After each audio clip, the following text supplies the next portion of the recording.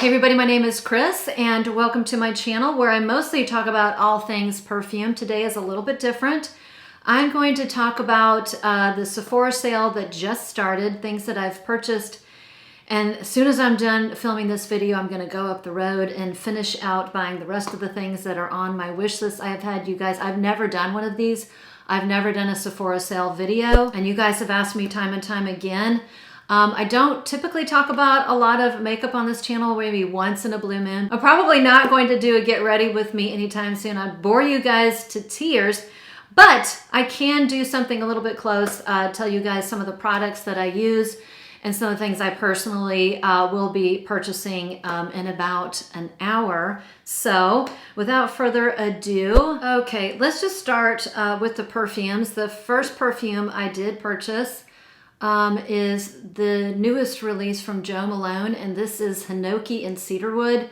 And let me tell you, this perfume is not going to be for everybody. Well, number one, because I already did a little focus group with my friends and my coworkers, and it just wasn't very popular, and I couldn't get them to tell me why they didn't like it, but they just didn't. But I really like it, and I tested it. I wore it a couple times and decided I liked it enough to at least get the small bottle, but maybe not the large bottle. And I love it because it smells like Christmas to me. It just smells like a beautiful Christmas tree that you just went out, cut it down. It had either just snowed or it had just rained, and the needles are still wet, and the tree is just green and slightly sweet. It definitely is woody, there's no doubt.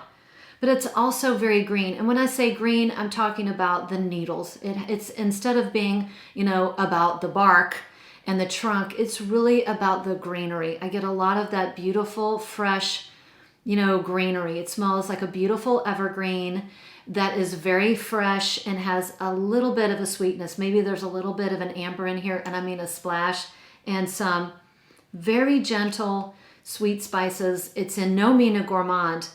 By no means a gourmand, but it just has this subtle, sweet spiciness in the background that makes me think of Christmas. So I absolutely love this one. Very, very light wearing.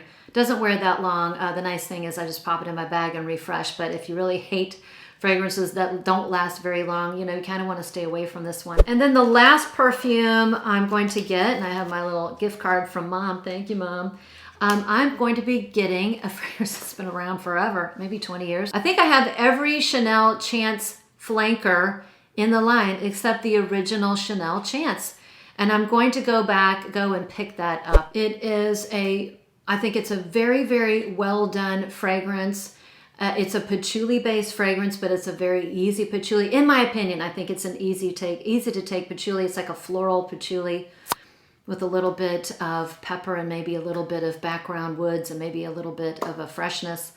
But I think it's just a super pleasant, easy designer patchouli as long as you don't spray too much. And I remember when it first came out, it just wasn't me. And I think it's because a coworker had bought it and she would just coat herself. And I just thought it was a little too strong.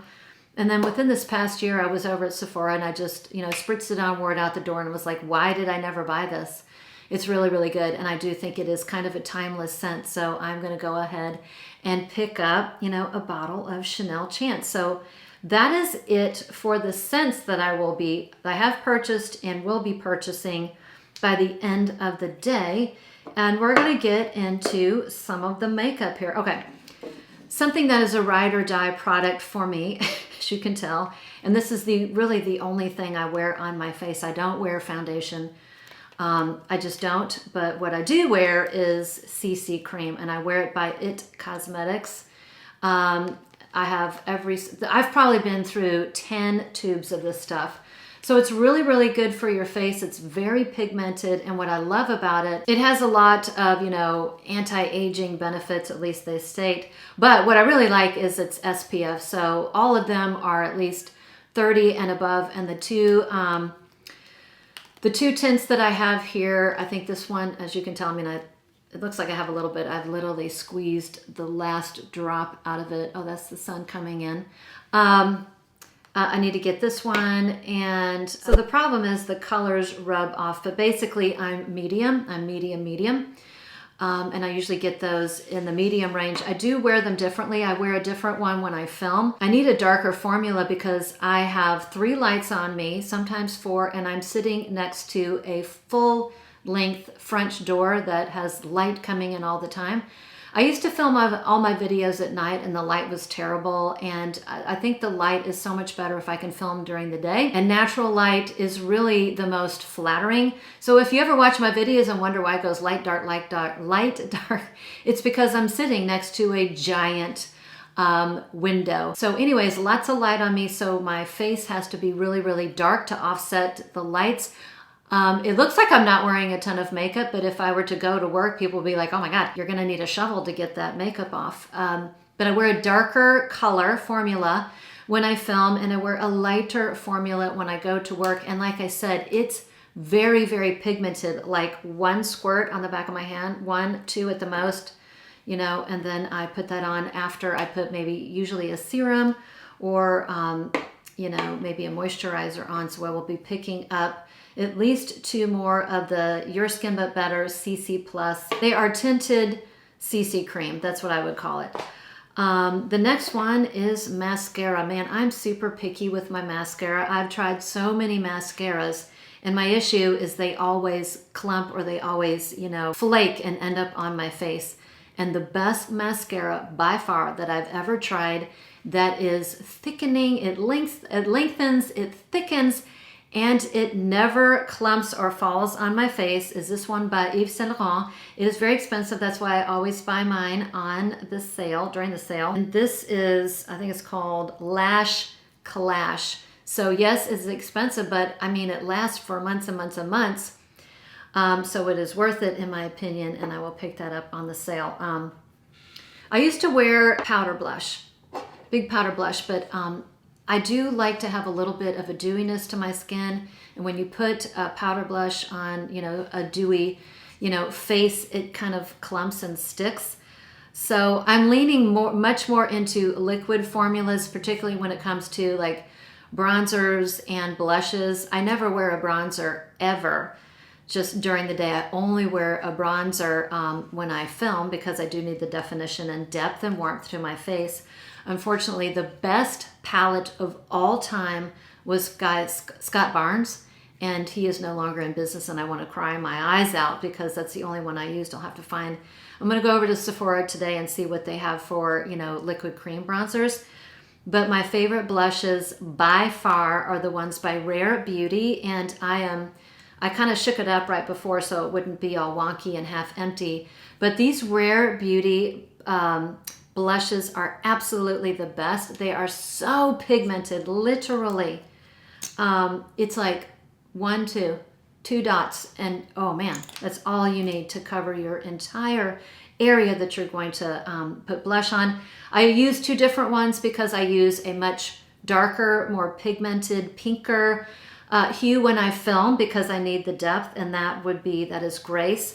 And this one is more of my everyday one, and this is Hope. So Hope and Grace are the 2 ones. I actually have a good amount left here, but I might just buy a backup because, again, it's on sale. And they're so beautiful and pigmented and don't dry out your skin, and really lovely.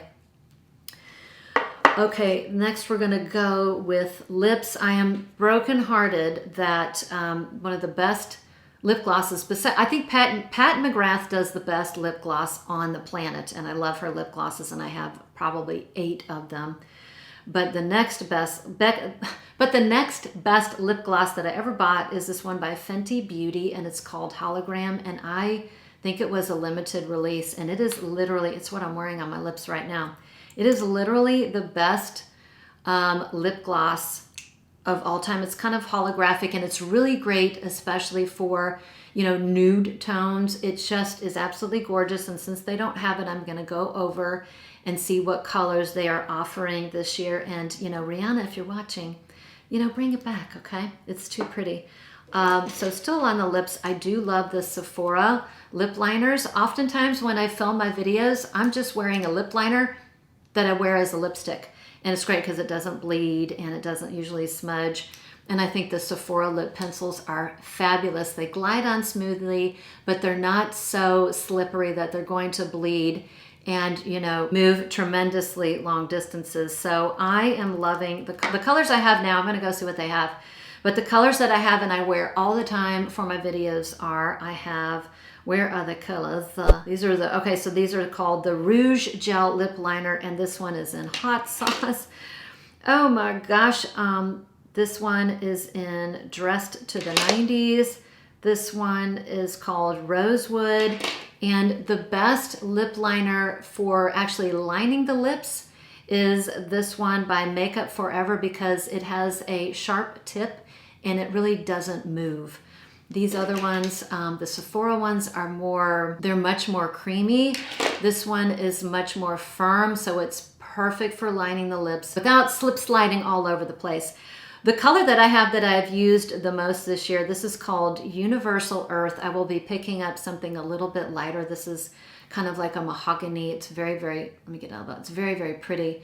But it's good when you want to line dark lips. It's not good when you want to wear something pink or nudie. There's too much contrast there. But I think it's a terrific, terrific lip liner that doesn't smudge, doesn't bleed, and it kind of stays put. And I've actually worn this as a lipstick too for all over color. It's great.